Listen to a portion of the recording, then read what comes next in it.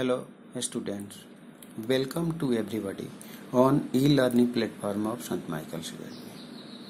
In this part of video, I teach the students of class 10 and the chapter name is Heredity and Evolution. In first part of video, I teach you about simple things and introduction about heredity and what is heredity and what is evolution. And also in this part of video, I teach about Mendel's law of inheritance. Here is given some important notes. Everybody try to note down in your copy also about this. Mendel's law for the inheritance of traits.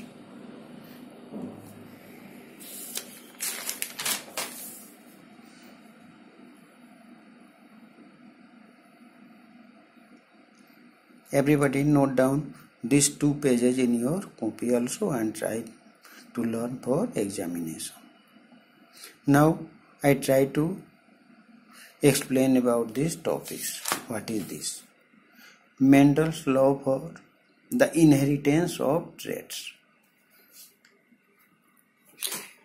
Heredity एक ऐसा शब्द है जिसमें हम लोग ये जानते हैं कि जितने भी लिविंग थिंग्स हैं उनका one generation to one other generation कैसे ट्रांसफर होता है कैरेक्टर्स का, और सभी अपने पेरेंट्स की तरह ही होते हैं न्यू बॉर्न। मेंडल जो बहुत ही फेमस बोटनिस्ट थे, ऑस्ट्रेलिया से बिलोंग करते थे मेंडल, और इन्हें फादर ऑफ जेनेटिक्स भी कहा जाता है। He applied his knowledge to his experiment on pea plant and established the principle of genetics. इन्होंने अपने एक्सपेरिमेंट के लिए मटर के पौधे को ही सिलेक्ट किया और उसी के आधार पे प्रिंसिपल ऑफ जेनेटिक्स उन्होंने दिया पूरे वर्ल्ड को। In 1857, Mendel began a series of experiments on pea plants to study the pattern of inheritance of various characters. अब सवाल ये उठता है कि इतने सारे प्लांटेशन के बीच से मेंडल ने सबसे पहले मटर के पौधे को ही क्यों सिलेक्ट किया अपने एक्सपेरिमेंट के लिए? तो इसके 3 इम्पोर्टेंट रीजंस हैं जिसके कारण उन्होंने इसी पौधे को सिलेक्ट किया। First, pea plant is self pollinating. Second, they are easy to cultivate, and third, they have sharply defined characters.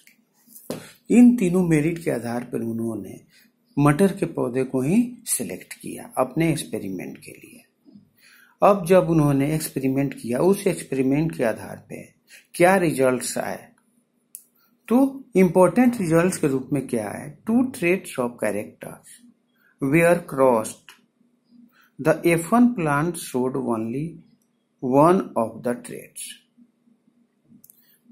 The traits absent in F1 reappeared in F2, but in 1/4 of the total number of plants. यानी कि इनके experiment के आधार पे हमने देखा 2 तरह के character वाले पी प्लांट को क्रॉस कराया गया था, जिसमें फर्स्ट F1 जनरेशन में जो भी नए पौधे आए उसमें केवल एक ही तरह के कैरेक्टर शो हुए और सामने दिखाई दिए, लेकिन सेकेंड में F2 जनरेशन में जाने के बाद उसमें फिर से पहले वाले कैरेक्टर्स डेवलप हो गए। इससे हम लोग एक्सपेरिमेंट के आधार पे जान सकते हैं। अब हम लोग ट्राई करेंगे एक एक करके इसे एग्जाम्पल के द्वारा जाना जाए। At first, here is given P means parental generation, यानी कि जो पौधे हम लोग यूज किए इस वर्क के लिए वे पेरेंटल जनरेशन में आते हैं, जिसे पी जनरेशन के नाम से जाना जाता है। At first there are 2 P plants, first tall plant and second dwarf plant. Tall plant को हमने कैपिटल टी से इंडिकेट किया है और ड्वार्फ को स्मॉल टी से इंडिकेट किया गया। ये 2 वैरायटी के प्लांट, एक लंबा और एक ड्वार्फ है। अब इसके बाद फर्स्ट टॉल प्लांट से जो गेमेट्स आता है उसे कैपिटल टी से इंडिकेट किया गया और जो फीमेल पार्ट से आता है उसे स्मॉल टी से इंडिकेट किया गया। Bye fusion of both gametes the new young one coming, this is tall plant.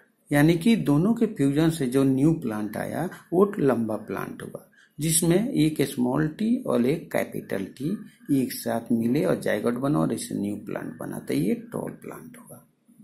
अब आती है बारी इससे F1 जनरेशन में अब हम आते हैं कैसे हम लोगों ने क्रॉस ब्रीडिंग कराया। तो ये टॉल प्लांट जो है हमने लिया TT and second TT plant. Now two gametes coming from TT, one in the form of capital T, second in the form of small t, and same in the second also. Now by the cross breeding of these gametes in F2 generation, 4 plants also new young one coming. Here I write gametes and also in this row one T capital and another small t, and in the next row one capital and one small t। यानी कि जो भी gametes हैं यहाँ ऊपर हम लोग देख रहे हैं फर्स्ट का और सेकंड का, तो एक को हम लोग हॉरिजॉन्टल वे में लिख दिए और सेकंड को वर्टिकल वे में लिख दिए और एक बॉक्स हमने बना दिया। अब यहाँ पे फर्स्ट बॉक्स में क्या आएगा, कैसे पौधे आएंगे, तो टी और टी को क्रॉस करा दिए तो दोनों टॉल पौधा आया, कैपिटल टी के साथ टॉल पौधा आया। उसी तरह सेकंड बॉक्स में capital T and small T, तो ये भी टॉल प्लांट हुआ। फिर नेक्स्ट बॉक्स में आएंगे small T and capital T, तो यहाँ भी टॉल पौधा आया। फिर लास्ट बॉक्स में small T and small T, और दोनों मिलके क्या बनाया, ड्वार्फ पौधा बनाया। तो इस तरह हम देखते हैं मटर के पौधे की क्रॉस ब्रीडिंग, इसे मोनोहाइब्रिड क्रॉस कहा जाता है। क्योंकि एक एक कैरेक्टर को हमने लिया है, इसे मोनोहाइब्रिड क्रॉस कहा जाता है। तो यहाँ पर देखा गया है कि एक पेरेंटल प्लांट से F1 जनरेशन फिर F2 जनरेशन में 4 नए पौधे आए, जिसमें से 3 लॉन्ग हैं और एक ड्वार्फ है। लेकिन इसमें रेशियो देखा जाए तो एक जो है कंप्लीट टॉल और सेकंड और थर्ड ये कैपिटल एंड स्मॉल टी का मिक्सर है, ये भी टॉल ही है लेकिन इसका अलग वैरायटी हो गया, और एक कंप्लीट ड्वार्फ है। तो इस तरह से यहाँ पे चारों न्यू यंग वन प्लांट्स को हम लोग जब कैलकुलेट करेंगे तो यहाँ पे 2 टाइप्स ऑफ रेशियो आएगा, genotype ratio and phenotype ratio. Genotype ratio indicate tall both capital T and 1 capital 1 small and both small. The ratio is 1:2:1. This is called genotype ratio. Genotype ratio also indicate the genetic character transferring from parent plant to new young one. Now phenotype ratio. Phenotype ratio also related to physical body, which we can see. There are 2 types of plant present here, and also tall and dwarf. So tall plants are 3 and dwarf is 1. So phenotypic ratio is 3:1 and genotypic ratio is 1:1. This also indicating by genetic character, and phenotypic ratio also indicating by physical characters, which we can see. So these types of monohybrid cross also said that inheritance of traits over 2 generations, and also Mendel's experiment with 1 character monohybrid cross led to the formation of the law of segregation. इस video के part में हम लोगों ने जाना monohybrid cross के बारे में, यानी मेंडल साहब ने जो भी एक्सपेरिमेंट किया मटर के पौधे पे, उसमें एक एक कैरेक्टर वाले मटर के पौधे का क्रॉस लिंक कराया, जिसमें हम लोग न्यू वैरायटी के जो पौधे देखे F1 जनरेशन और F2 जनरेशन में, इसे हमने जाना। तो आप लोग सबसे पहले मोनोहाइब्रिड क्रॉस के बारे में जाने, जिसे लॉ ऑफ सेग्रीगेशन भी कहा जाता है, और इसमें फिनोटाइपिक रेशियो 3:1 और जीनोटाइपिक रेशियो 1:1 है।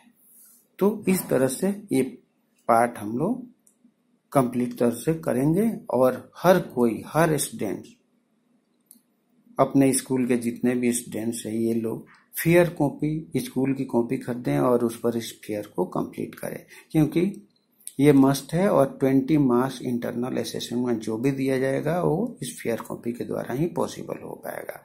Now students, everybody try to write and learn your works honestly. Now I complete this video. Thank you.